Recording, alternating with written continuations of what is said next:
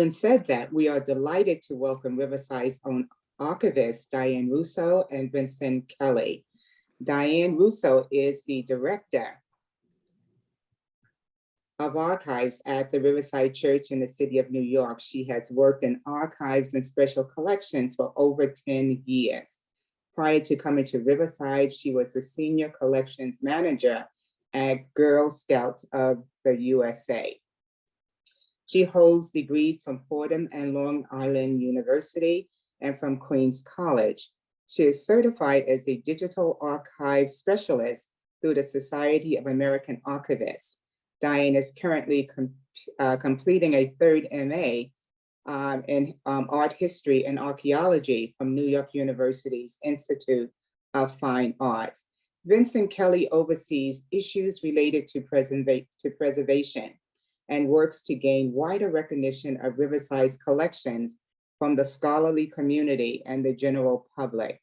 He serves as the project manager of a major grant-funded initiative to digitize and preserve the audio tape collection of Riverside's now defunct radio station, WRVR-FM. Previously, he worked at the New School Libraries and Archives in the Digital Libraries and Technical Services Department. He has a master's degree from the New School for Social Research, where he studied politics and philosophy.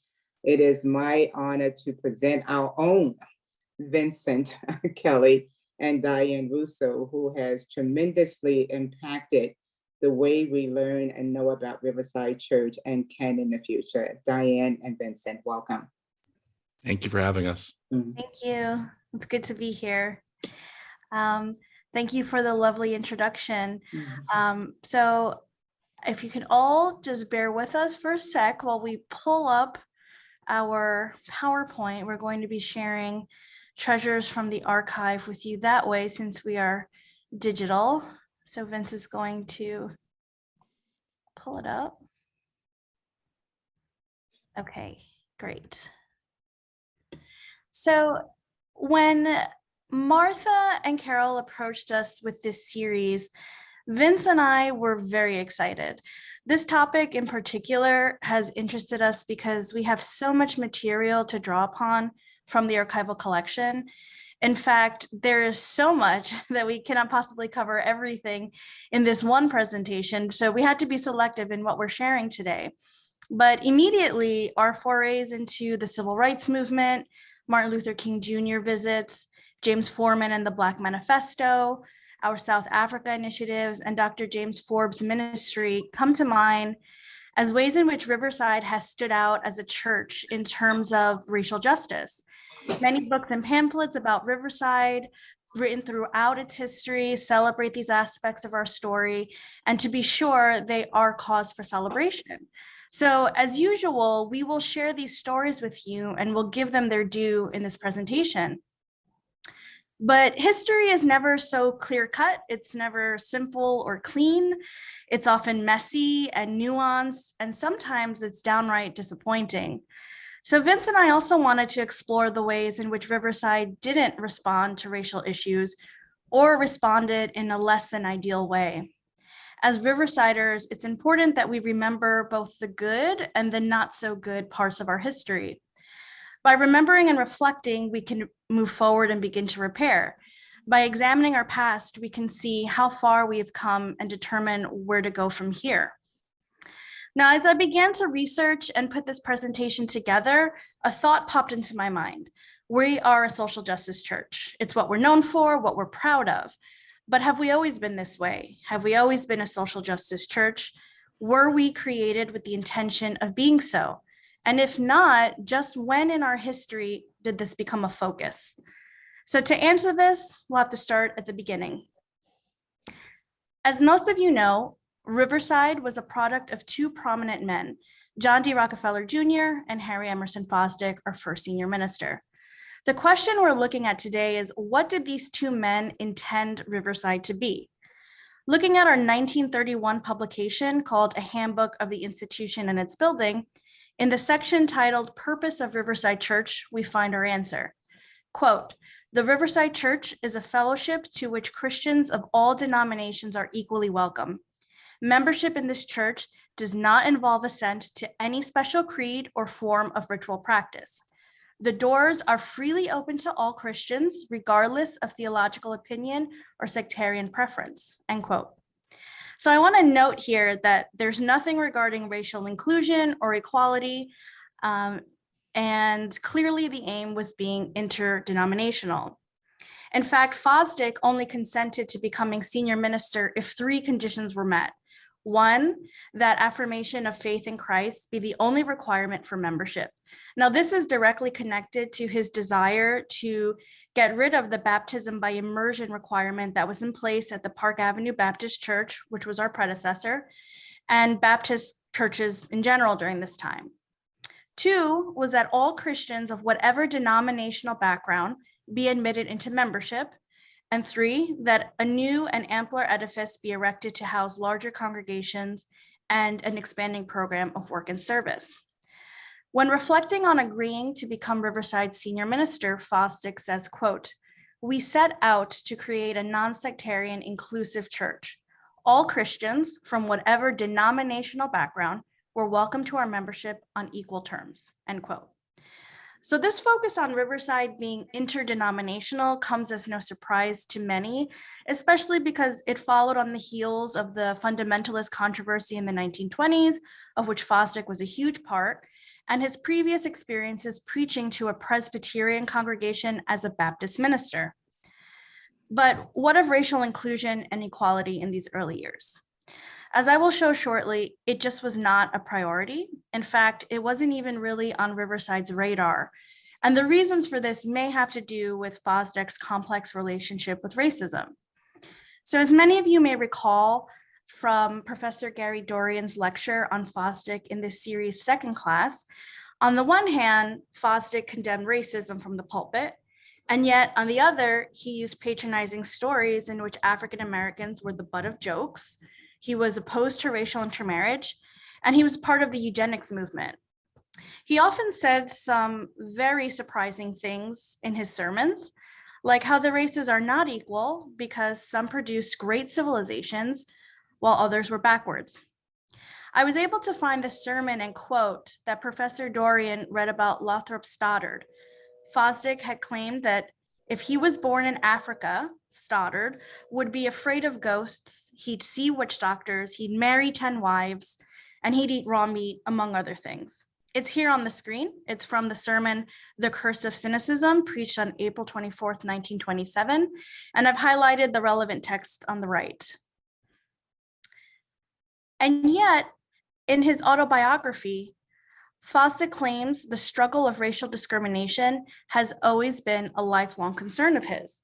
He talks about being horrified by the traumas he witnessed an ex-slave go through when he, Fosdick, was a child, how sitting close to Booker T. Washington at a luncheon made a huge impact on him, and that churches have been largely segregated, which is shocking and sinful. He supported civil rights efforts as well, as Professor Dorian mentioned. So how do we deal with these two conflicting sides of our first senior minister? Fosdick was obviously a complex man with conflicting ideas and attitudes. This much is clear. He was a white male from a well-off family and was active in the early 20th century, which clearly influenced his thinking. But we must also keep in mind the timeline. Fosdick wrote his autobiography in 1956, and he supported civil rights in the 1950s and 1960s, while many of his racist comments and participation in the eugenics movement occurred in the 1920s and 30s. So in the lifetime of one person, this is kind of a long time between events.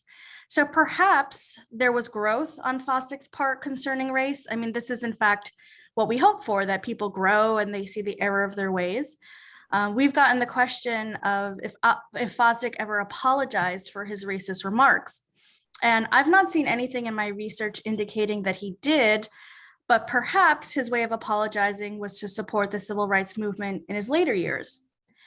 But something else might be going on here as well. Fosdick's autobiography isn't exactly objective. Again, it's written in 1956, so perhaps he realized that his cultural racism in the 20s and 30s just did not age well, and he's attempting to walk it back a bit. by claiming that he was clearly against racism this whole time, and by omitting facts from his life story that would condemn him in 1956 as racist. Perhaps he had the opportunity here to cast himself in a better light, so he took it. He obviously had an editor as well, who may have encouraged this narrative. His autobiography is also not exactly objective when discussing race and Riverside in the early years. He claims the Riverside Church was an interracial fellowship and that no one was shut out because of race, color, or nationality, and that in fact there were Black members. He is quoted as saying, quote, "If we exclude Negroes from our churches and practice segregation in the sense that Negroes can't be members, then we might as well be atheists," end quote. A 1945 article from the Afro-American even notes that Riverside was open to everyone, regardless of race, and that, quote, "A dozen or more colored people who attend every Sunday don't find the whites hanging back and refusing to sit behind them," end quote. But remember, this article I just mentioned came out just 1 year before Fosdick's ministry ended, so it was a bit later in his tenure. And if you're thinking in terms of a large congregation, a dozen or so people isn't really a lot. But anyway, this all sounds great nonetheless, right? Except for the fact that it's not supported by archival evidence. And while yes, Riverside never officially barred African Americans from becoming members in the early years, the reality and what happened on the ground tells a very different story. So as an example, let's take a look at this photograph from 1931, which seems to support what Fosdick is saying about Riverside's membership being interracial. So Fosdick is here, he's in the center, he's posing with members of the men's class and a bunch of young boys, a couple of which are Black, especially you could see them in the front row. So looking at this photo, this bodes well for Riverside, right? It can even be thought of as progressive given the date, again, 1931. But doing some digging, we find that like most historical sources, we can't take this at face value. We find that these boys are not in fact members of Riverside at all, but they're from the local orphanages that were invited to celebrate a Christmas dinner with the men's class. Now, this invitation to Riverside is wonderful, don't get me wrong. But with this information, we now know that these boys were not Riversiders, and this photo is not indicative of what our membership really looked like. So now let's go back to our 1931 handbook. It's stressed that Riverside was a family church as well as a community church. But what types of families and what communities? Well, these are intertwined, of course. Let's delve into the former first and talk about membership. Membership lists and reports at this time focus on denominational background, again, harking to Riverside's priority and essentially its reason for being. But it also lists addresses. Most of all are from the Upper West Side. In fact, one of the reasons Riverside moved to this area is because its membership from the Park Avenue Baptist Church lived here. Fosdick notes that his congregation wasn't wealthy as most critics claimed, and yet in the same breath, he lamented that they were not successful in including all economic and occupational classes in their membership. As I will make obvious later, in the grand scheme of things, our congregation was indeed wealthy. Although most of them certainly weren't Rockefeller wealthy, but they were wealthy. And importantly for this series, they were white. So let's take a trip down memory lane. I feel visual evidence that I've verified best shows this. So next slide, there we go. Here is the Riverside Choir in the early 1930s. What's notable is that in this sea of faces, there is indeed one Black man in the left photo and two in the right. But overwhelmingly, the choir is white. Next slide. We see the choir in 1941. They're all white. And then the next slide, we'll see the choir in 1963. Finally, we see diversity, which reflects the change in membership during this period. We'll talk about that in a bit. Now, this on the screen is the photo of the men's class at their annual dinner in 1927. The demographic of these members did not change throughout the 30s, 40s, and into the 50s. On the next slide, we'll see the Women's Society in 1929. Again, wealthier white women.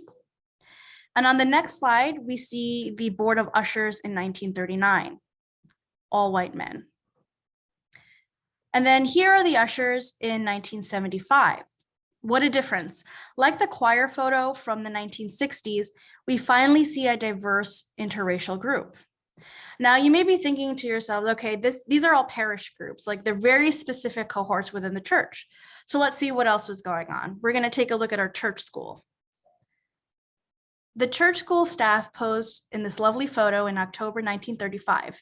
We can see, of course, they were racially quite a homogeneous group. And the next slide, we have Fosdick posing for a photo in 1937. He's with the students of the church school. Again, the same demographic trend as in all the other photos. Now we have a photo from 1943 entitled Interracial Fellowship in Action. Now this is a clipping from our newsletter, The Church Monthly. We see diversity here, but it's important to note that like the Christmas orphanage photo that we showed you previously, the non-white children here belong to the Black church in Harlem and were not members of Riverside. But by 1966, you can see that finally at Riverside, our student body is racially diverse. Now let's look at the congregation on Sunday morning. This photo is from 1930. I think it may in fact be from the first worship service on October 5th. Although many of the people have their backs turned, those in profile view are clearly white. Now compare this with the photo that we have on screen from the 1960s. Again, you can see the change in membership around this time very clearly. So we can see that really in principle, we were interracial and had a tolerant spirit from the beginning, and that we never barred anyone from membership. But in reality, our internal practices did not reflect this. It was only later in the late 1950s and 1960s that our membership became diverse. Now, why might this be? One reason is that expanding our membership to other races was quite simply not a priority. Fosdick's biographer claims that very few African Americans applied for membership because they preferred the church in Harlem. Now, whether that's true, I'm not sure. But he also said that Fosdick was not a sheep thief. So during his ministry, Fosdick said that trying to get members from Harlem to Riverside was, quote, an invasion of the membership of the colored churches. If we succeeded in winning away their loyal people, it would have been the most well-to-do and the best educated, and the ablest who would have come to us. That would have been a distinct disservice to the cause of Christ in Harlem, where intelligent workers in the colored churches were so desperately needed. He goes on to say, I should not for a moment think of initiating or backing up any campaign that would put me in the position of a sheep stealer from their flocks. What we have done is open our membership to colored people whose allegiance naturally belongs to us, especially colored people living at International House or studying at the university. We have very few colored members, end quote. So now you can interpret this quote as you will, but it seems quite patronizing to me. I have a problem with him talking about educated colored people as those being naturally attracted to Riverside.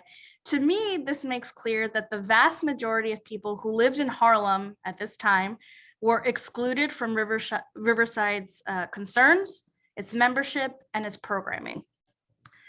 This quote also makes it quite clear the community that Riverside focused on. So the people at International House and those at the university, meaning Columbia. In our 1931 handbook, when discussing community, it talks about Morningside Heights and the academic institutions within it. Harlem is never mentioned, but it does say that the church is near needy neighborhoods, that's the quote, that it hopes to assist by letting them use the building. It's these academic institutions that served as the main reason for Riverside being built where it is. Fosdick notes that Morningside Heights had so many educational and religious institutions, making it a dynamic cultural center ripe for a Protestant church to minister. So what was the land that Riverside was built on? Well, there were 2 private dwellings and an apartment building, which you can see in this photo. This is from 1926, right before construction started. And Rockefeller promptly bought bought this plot and razed these buildings to the ground, as evidenced by this early construction photo.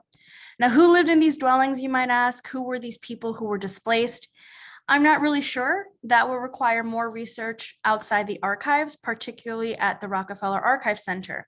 We have deeds, but the deeds all name Rockefeller as the owner, so anything that was previous to him owning the building would be in his personal papers, which we don't have.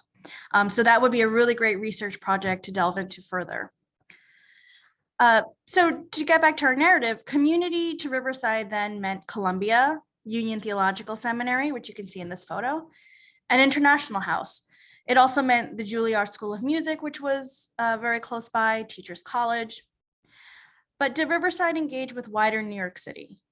Yes, but the Paris book on Riverside's history notes, when Riverside did engage with other neighborhoods, it meant benevolent giving and services through volunteers, which were often paternalistic, and really kept the congregation safely insulated from other communities and issues like poverty and racism. Now, the question we also want to focus on is, how much did Riverside engage with Harlem and racial issues specifically in these early years, from the 1930s to about the 50s? The answer is not much. I painstakingly went through every church monthly issue from 1927 to 1950. There was one for each month, so that's a lot. And I found only a few examples. In 1929, the Women's Society wanted to learn more about Harlem, so they attended a conference and became part of a New York City committee that brought together white and Black women in order to gain a better mutual understanding of each other, and for the Riverside women to learn about African-American culture. This was called, quote, uncharted field of work, end quote. Now, well, this is great, this, in this curiosity. It also demonstrates that African-Americans were not part of Riverside's community. It was sort of an us and them dynamic. This is seen again in May 1938, when the Riverside Choir took a trip to an African-American church in Harlem. This article, seen on the slide, also discusses the bad living conditions in Harlem and the injustices African-Americans faced in the city and the US. So again, there's this concern, this curiosity, but really nothing more than that. And then the only other mention of racial relations that I found was the interracial project of students from our church school collaborating with Black youth from Harlem in 1943. I showed you an image of this earlier in the membership reel. And that's it. There's nothing else in our newsletters, only these three examples in the years between 1927 and the 1950s, where Riverside showed any interest in Harlem, African-American life and culture, and racism. So to recap this section, the primary focus of Riverside at its foundation was being interdenominational. While in theory, Riverside welcomed all races and was interracial, and that it never prevented anyone from becoming a member, in practice, our membership was almost all white, and our programming and community endeavors did not focus on racial justice. There was a clear distinction between our congregation, again, white Riversiders, and African Americans who belong to that other church in Harlem. Now, with this history in mind, some questions may arise, one of which is, this all happened 90 years ago. What does this have to do with Riverside today? To answer this, I'd like to examine one of Riverside's traditions in depth.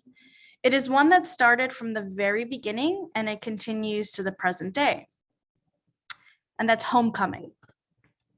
So in a church monthly newsletter from January 1929, it is stated that there is nobody in New York City in the summer months, and that this statement was taken as fact, and therefore previous to 1922, when the congregation worshipped at Park Avenue, the church closed its doors at the beginning of the summer and kept them closed for 3 months. So now when our congregation moved to Riverside, this tradition continued, but instead of closing the church, the programming was cut to be almost non-existent. The tradition of leaving Manhattan during the heat of the summer months is actually well established in New York City history, and it dates back to about 1850. People fled Manhattan to villas, mansions, and all manner of country homes and summer retreats in rural areas to spend the summer in leisure. Now, who do you think was able to do this? Who consisted of the nobody in the statement that nobody in New York City was there in the summer months? Was it the African-American population in Harlem who could barely afford to live in one home, let alone have a second summer house? Was it the immigrants living in the Lower East Side who couldn't afford to take off work for a day, let alone for 3 months? No, of course, it was the wealthy white New Yorkers, many of whom made up our membership at Riverside. In fact, the Church Monthly article continues to say that the few officers of the church who, quote, remained in the forsaken city mingled with the masses, end quote. So the masses, of course, being everyone else, the non-white, non-wealthy population. Now, not only did our congregation flee the city, but our ministers joined the exodus as well. Fosdick and his wife took off to his summer house on Mouse Island, Boothbay Harbor, Maine. You can see them here on this photo on the left. Now, the islands off the coast of Maine in particular were a hot spot for wealthy Americans known as the rusticators. Rusticators, you know, rustic, rural, living that kind of life. The Rockefellers, the Morgans, the Fords, the Vanderbilts, the Carnegies, and the Astors all had summer homes there, meaning that Fosdick was sort of rubbing elbows with these elites. C. Ivar Hellstrom, the Minister of Education at the time, had a house in Lakeside, Connecticut on Bantam Lake, and our executive minister, Eugene Carter, stayed in Greensboro, Vermont, as seen on the right. He's there with his wife. So what did Riverside look like during these summer months? It was basically empty.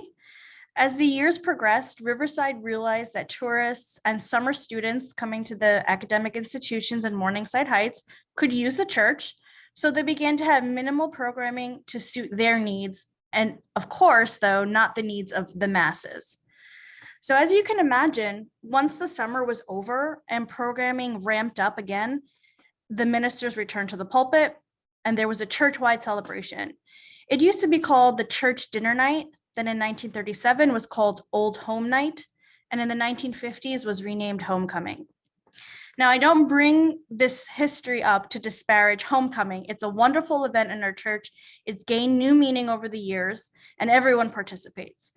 I bring it up so that we can reflect, so that we can remember that homecoming has its roots in white privilege, in a tradition that excluded African Americans, immigrants, the working class, the poor, and all other ethnicities that were non-white, excuse me. I bring it up to further illustrate that the programming of the church was not designed with these groups in mind, but to fulfill the need and the needs of the white wealthy families.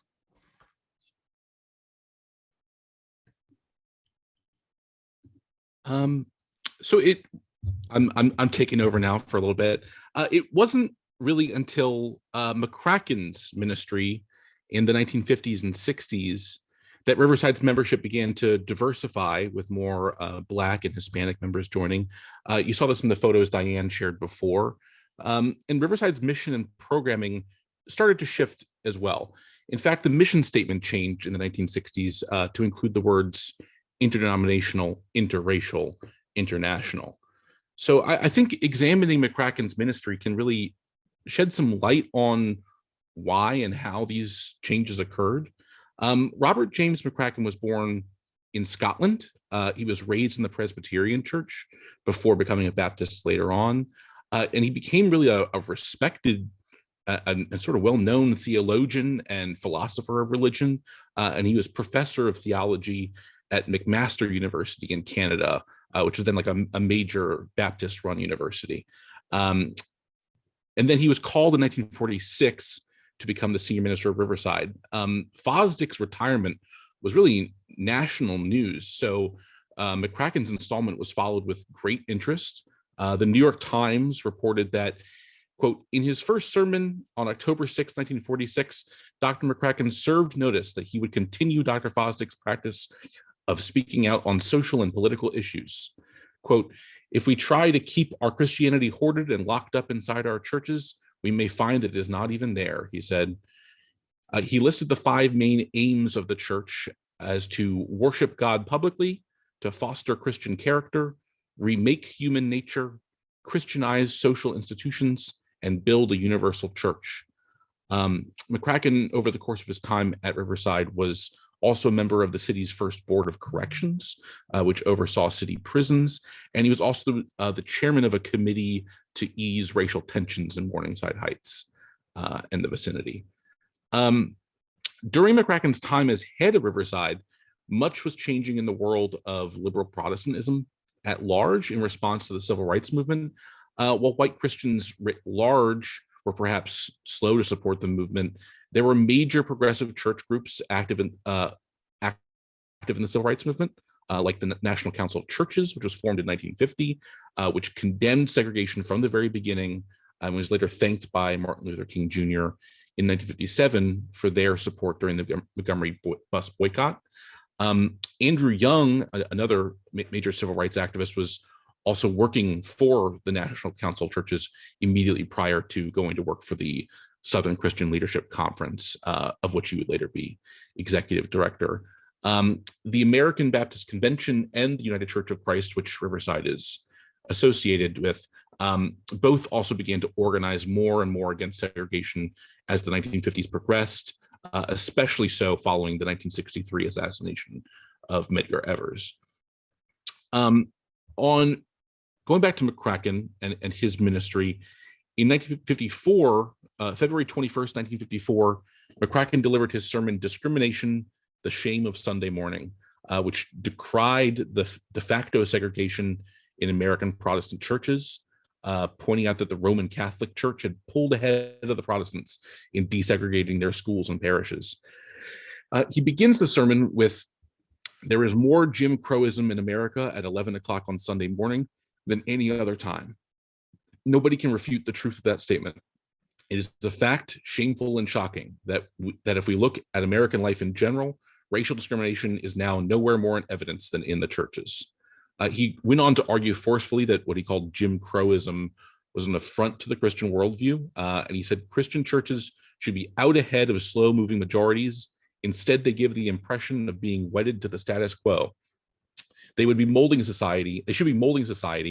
Instead, they are being molded by society and making too little real difference in American social life. They should be reflecting the mind of Christ, not the attitudes and prejudices of their communities. It is not enough to preach the gospel and advocate the need of understanding, tolerance, brotherhood. The preaching and the advocacy ought to result in action, personal and concerted action. So Mccracken, a man from Scotland, is perhaps someone with a different outlook, a different way of seeing American race relations as opposed to someone like Fosdick. And Mccracken, this person with a different outlook, not from the United States, he becomes the head of this major interdenominational church with a tradition of outspoken social and political views on certain issues, at a time when increasingly the liberal wing of the Protestant church is urging their members to become more active in the civil rights movement.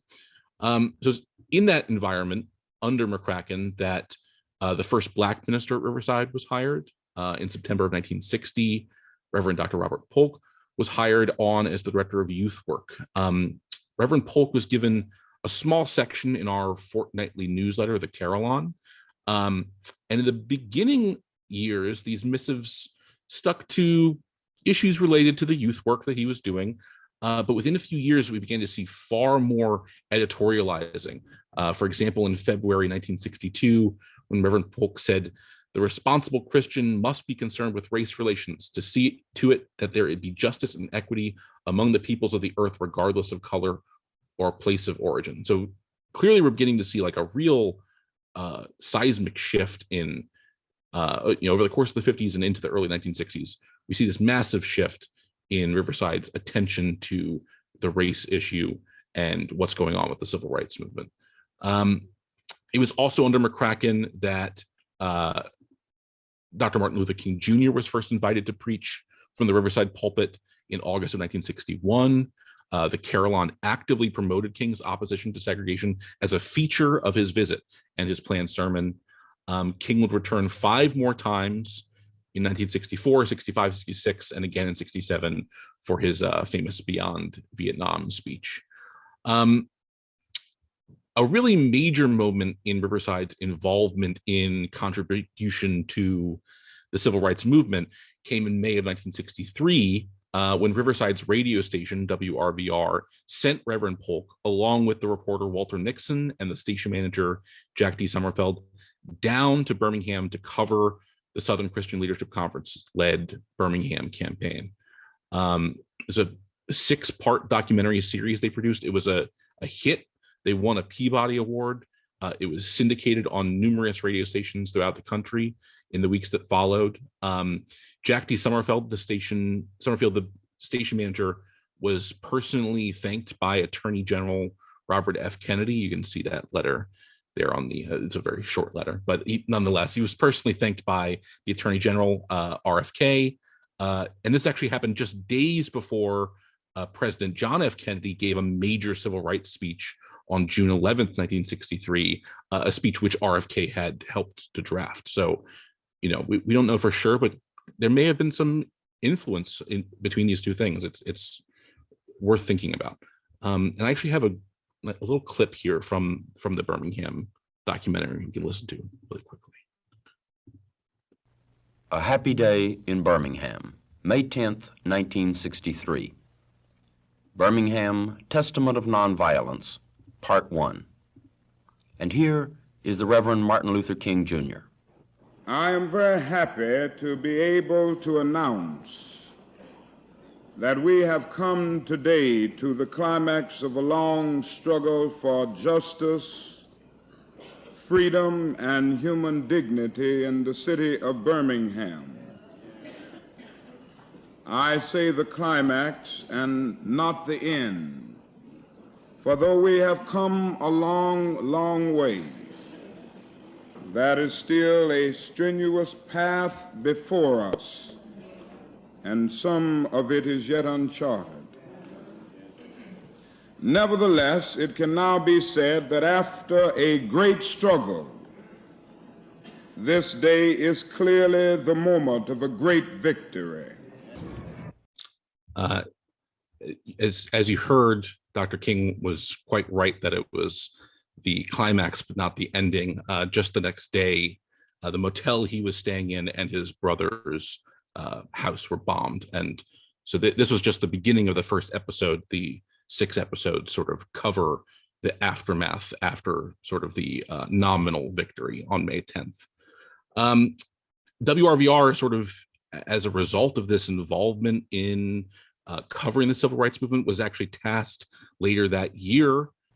A Happy Day in Birmingham. Was tasked with producing the official March on Washington LP. You know, the speeches at the event were recorded and released on an LP, and so WRVR was given the rights to produce that album officially. They also sent reporters down there to cover the march, interviewed individuals down there on the mall during the event. And actually, you can hear, an interesting thing is you can hear them introduce themselves to people at the March on Washington by saying that they're the radio station that produced the Birmingham documentary, and people know what they're talking about. So clearly this was, you know, at least amongst the activist set, this was a known thing, that this documentary that WRVR produced. Also, Riverside participated in a National Council of Churches event to have 500 volunteers prepare 80,000 sack lunches to send down to the March on Washington. It's supposedly, they say it was the largest one-day sandwich making operation ever to take place in New York City. I'm not sure if that's an official record or. So we're really seeing a church-wide shift. Programming and coverage of civil rights is really ramping up. There were reports in the Carillon regularly discussing civil rights legislation, both, you know, federal legislation, but also across the religious community, different religious groups taking votes on what they were going to do about the civil rights movement, and so that was covered routinely in the Carillon. In the winter of 1964, the Adult Education Department featured a series on race, and the Council on Christian Social Relations organized 5 major areas of concern in the field of social action that Riverside would focus on. They established task forces for each section: school desegregation, housing, school dropouts, employment opportunities, social action legislation. So there were task forces established to sort of work within the civil rights movement. In May of 1964, the Board of Deacons adopted a resolution affirming support for the civil rights legislation then pending in Congress, and gave the congregation the opportunity to affirm it via letter. And of 1,453 letters returned, 1,395 affirmed. So obviously a huge majority of the people responding to this were supportive of, the church putting its time and energy behind backing civil rights legislation. So I'm going to jump ahead just a few years now. In 1967, Mccracken retires early to spend time with his wife, who unfortunately had a terminal illness. In one of his last sermons, Mccracken denounced the Vietnam War. He called it inhumane and futile. That was echoing sort of what Dr. Martin Luther King Jr. had said just earlier that year in Beyond Vietnam at Riverside. Following Mccracken, in September 1968, the new senior minister was Reverend Ernest T. Campbell. He was born in 1923. Campbell was a Presbyterian. He was raised just a few blocks from Riverside, so would have grown up probably seeing it being, when he was a little kid. He probably saw it being built, so he knew of Riverside most likely, despite being despite not being a member as a young person. Just 6 months into Campbell's ministry, James Foreman interrupted the worship service on Sunday, May 4th, 1969, to deliver his Black Manifesto. Foreman's direct action also inspired others. Some students from the Union Theological Seminary and Foreman as well occupied the executive offices of the United Church of Christ across the street in the Interchurch Center for several weeks later that year. You can see a photo here of Foreman in the Interchurch Center during that time. As Foreman delivered the Black Manifesto, Reverend Campbell, other ministers, much of the congregation walked out of the nave. As a letter to the editors of the New York Times from a Jim Perkins, who was then at Union Theological Seminary, his letter said, "The ministers and worshipers of Riverside were more concerned with the dignity of worship than with hearing and responding to the voice of the poor and oppressed." Foreman demanded that white churches and synagogues pay $500 million in reparations to African Americans for the injustices they endured during the nation's history. The event really threw Riverside into chaos. It made, as you can see, the front page of the New York Times just the next day, and was discussed. If you go to the New York Times archives, this is like a major source of news and discussion for months thereafter.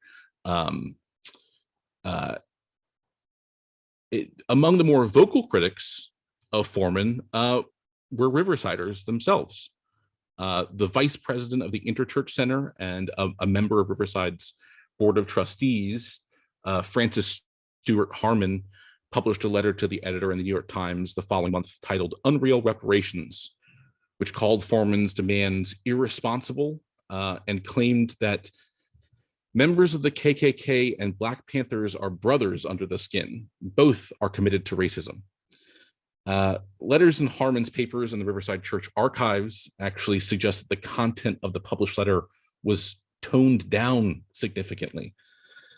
Harmon was personally responsible for filing an injunction to prevent Foreman's group from returning to the church. Foreman called Harmon that Rockefeller stooge, the former racist attorney from Mississippi.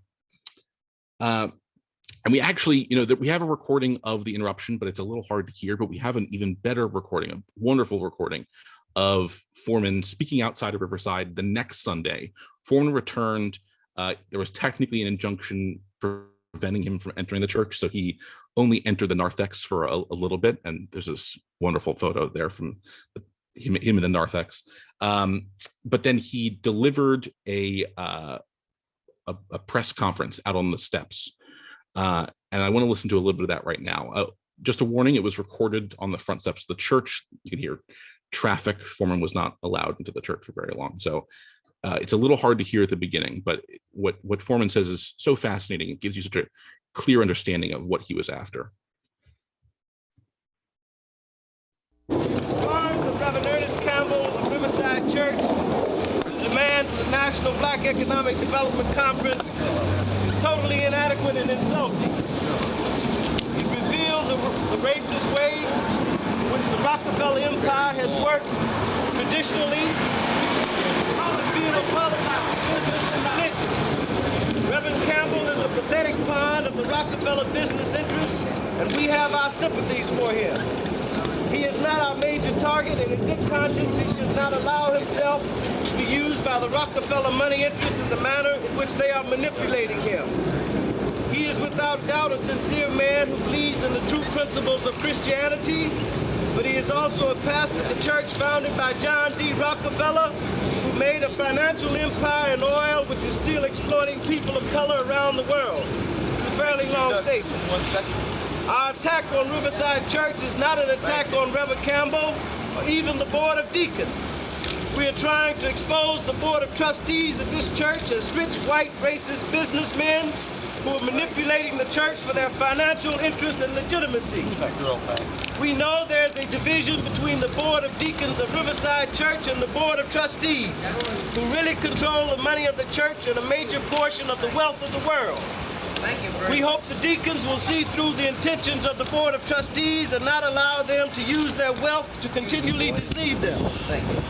This pattern of manipulation of the Rockefellers is duplicated all over the country in every major racist white church denomination. Excuse me, please. The people of the United States, black, white, brown, oriental, Indians, must understand how they're being duped by the rich white financial money interests of the United States, and how these forces representing the hidden Board of Trustees of large churches are investing the church money and donations in exploitative enterprises, making them part and parcel of the racist, capitalistic, and imperialistic empire of the United States. So, obviously a powerful statement, and he clearly really understood, had a clear understanding of what was going on at Riverside at the time. He talks about divides between the deacons and the Board of Trustees. He clearly understands the internal politics at Riverside quite keenly. I find it, I love the line where he says, he says Reverend Campbell is a pathetic part of the Rockefeller money interests, and we have our sympathies for him. I always find that line very funny.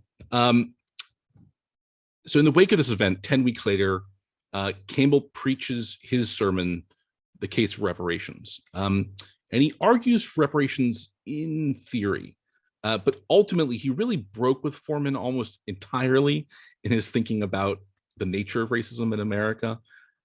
Campbell states that African Americans have been discriminated against throughout the history of this country, saying, surely it is beyond dispute by now that the white man in this country has not done right by the black man. Before a black child says his first word or takes his first step in our society, he is handicapped. The discrimination we work is sometimes personal and always systemic.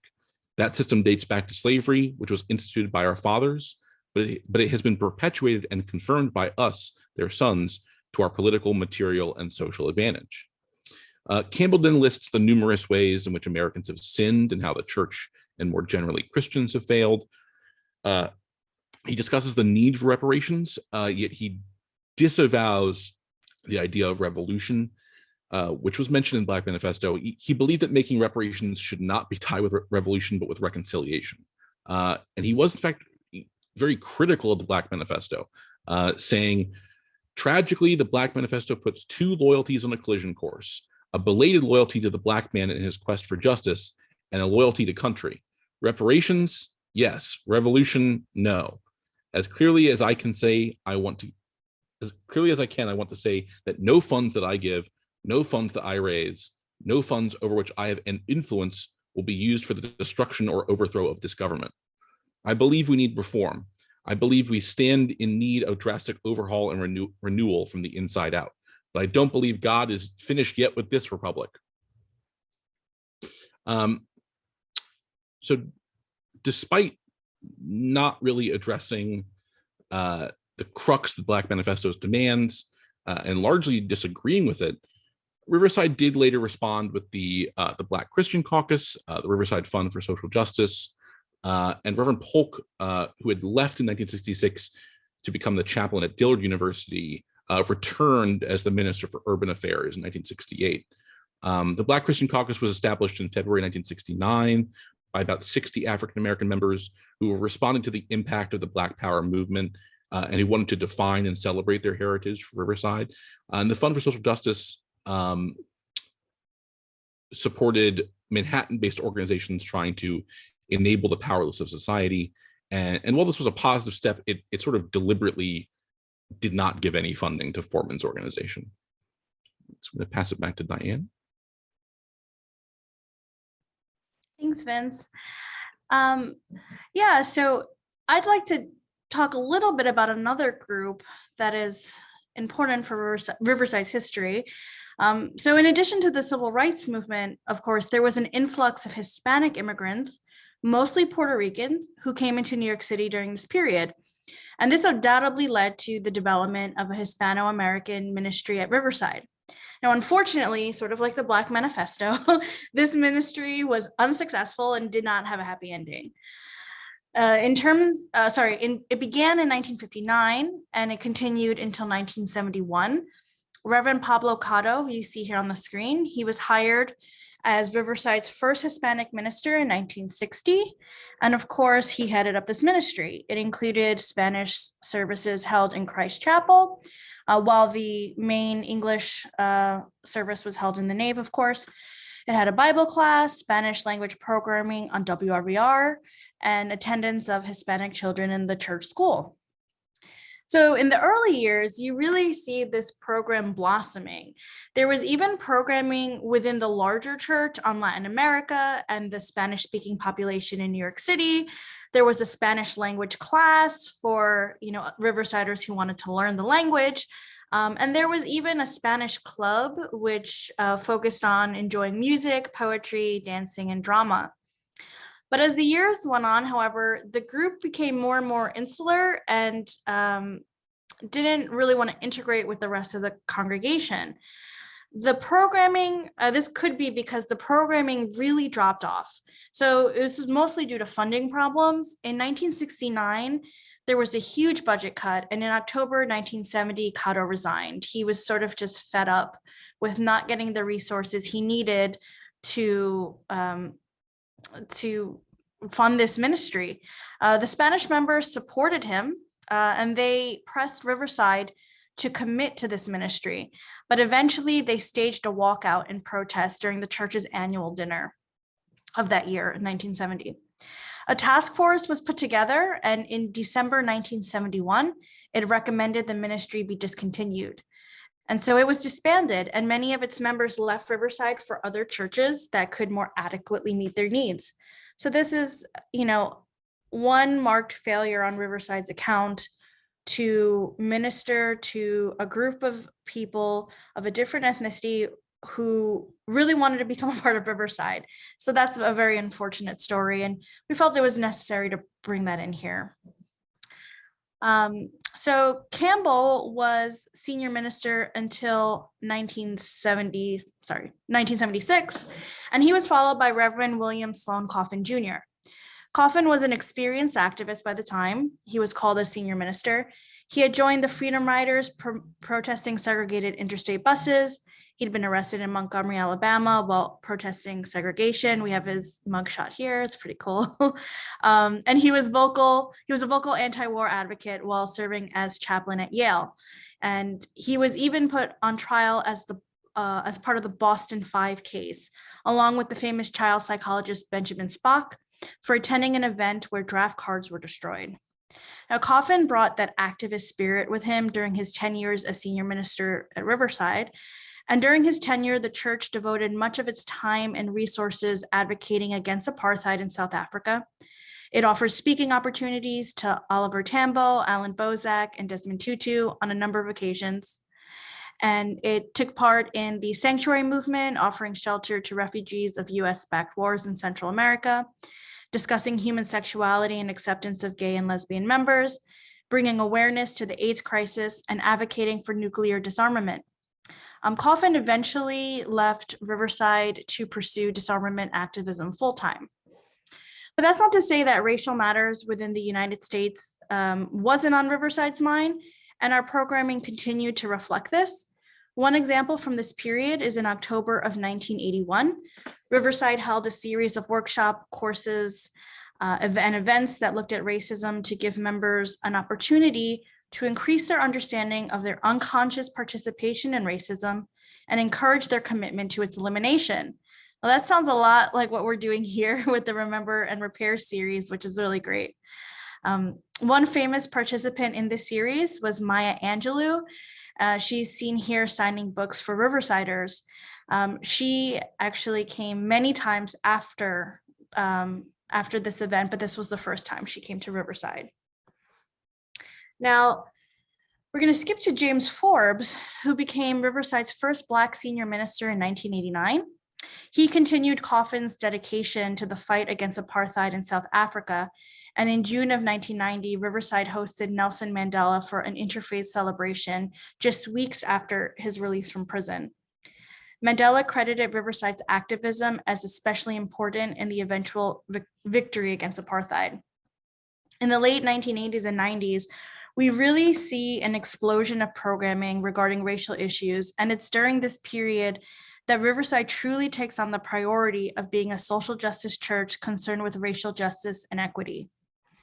In fact, it was right before Forbes started at Riverside in 1988 that, due to budgetary and staffing cuts, the disarmament program, task force and related groups, and social services were all joined together under a newly created social justice ministries office with Reverend Eric Colbell at the helm. That's him on the screen here. So this is the first time we have a social justice ministries office. The programs of this ministry increasingly focus on interaction with the Harlem community, in particular affordable housing and tenant issues, cleaning up drug houses and dealers from the neighborhood, food and justice, of course, repairing and funding PS 165, a local elementary school, and unemployment and job training. In November 1991, Riverside joined the Harlem Initiatives Organization, which was an outgrowth of Harlem Churches for Community Improvement, and it aimed to provide a true power base for the community.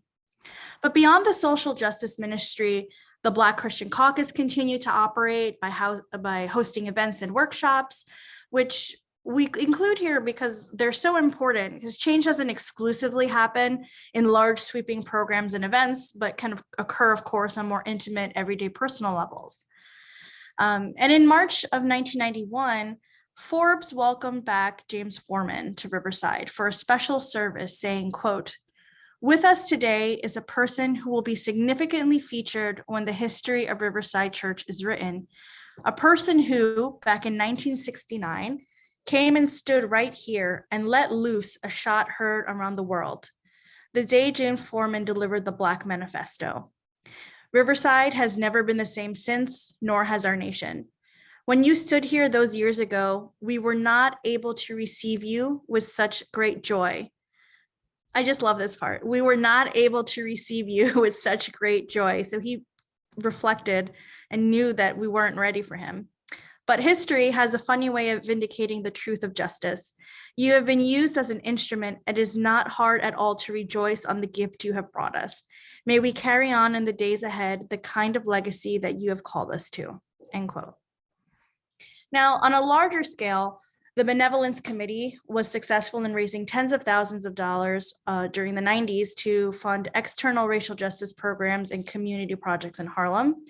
The Densford Fund, an endowment given to Riverside for the provision of cultural, educational, legal, and health needs of Native American youth, continued unabated since the 1970s. Now, I'll just stop to say this is the first time in our presentation that we've mentioned Native Americans. And that is because in our research, we really didn't find much, which is unfortunate. Now, sometimes silence in the records can be deafening. And so I'll leave it at that for now. Continuing on in the 1990s, Riverside also hosted speakers such as Jesse Jackson, Ossie Davis, and Cornel West. We launched a housing and economic task force in 1994. We worked with the Poor People's Economic Human Rights Campaign and held conferences on racism and multiculturalism.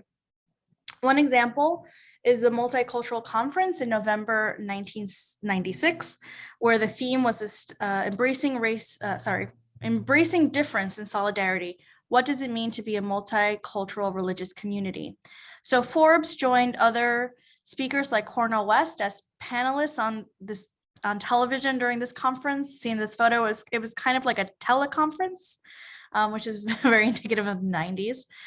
And additionally, in 1992, the mission statement of Riverside was changed to reflect its renewed commitment to diversity, personal and social transformation, and action, reflection, and education for peace and justice. So mission statements, while they can sometimes be a little bit boring, they really show a marked renewal or a focus of an organization. So it's important that we look at how our mission statement has evolved. And I think we've given you a few examples during this presentation. Now, Dr. Forbes's ministry is marked by its spirit of activism and forays into political concerns. And he specifically launched a couple of programs relating to racial justice, one of which was called the Mission Initiatives. In a 1992 sermon, he called on Riversiders to explore the roots of racial bigotry and to develop a model of remediation and reconciliation.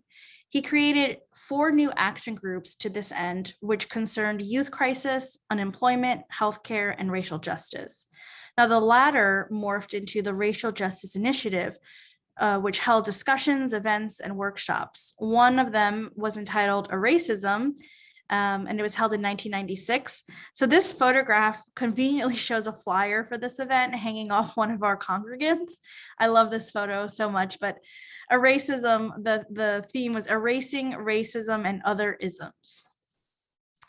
Now in 1997, Forbes was one of the more than 150 religious leaders invited by President Clinton to an ecumenical breakfast in the White House, where Clinton spoke of his desire to work in partnership with congregations to ensure that the poor and needy of the nation would not be neglected. Now, just a week later, Forbes preached a sermon, Emancipation from Poverty. So clearly he was influenced by this breakfast he went to.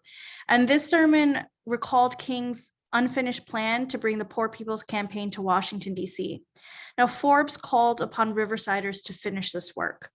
1 month later, on February 18th, Clinton came to Riverside to ask for the support of churches and businesses in hiring the 1 million people who would be coming off the welfare rolls that spring. And Forbes, in turn, challenged the administration to partner and to keep up their promises and partnerships.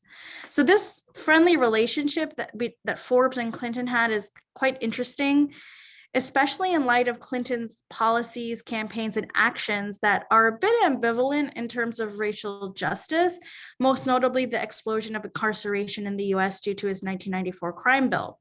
So we thought we'd mention this, something we don't necessarily talk about, but interesting to think about.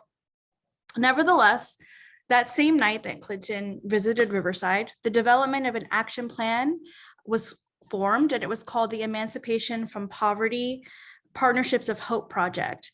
So the mission was to develop a comprehensive approach to addressing basic human rights of shelter, food, clothing, work, education, and the political participation of all people. And its immediate goal was to determine the needs of low-income people in Harlem. So activities continued into the late 1990s with workshops, training, and a newly created job center in Cloister Lounge. In 1999, an 8-week barber training course was launched under the Emancipation from Poverty Initiative, which of course we still have today. So while Forbes, his ministry was integral in establishing Riverside as a social justice church, it was not without controversy. In 1992, a small vocal minority called Riversiders for Riverside publicly opposed Forbes and even called for his resignation. They protested the changes he brought to worship and preaching at Riverside, and some of their criticisms were racially based. They criticized his Southern Baptist style, calling it too biblically based and not intellectual enough. They took umbrage to his ad hoc interjections of amen during service, and they disliked the changes in the music program because it added in gospel music and performances.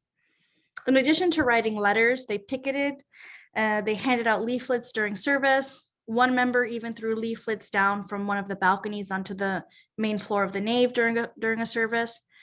And they even began to hold their own services in Christ Chapel so they wouldn't have to hear Forbes speak. This controversy abated, of course.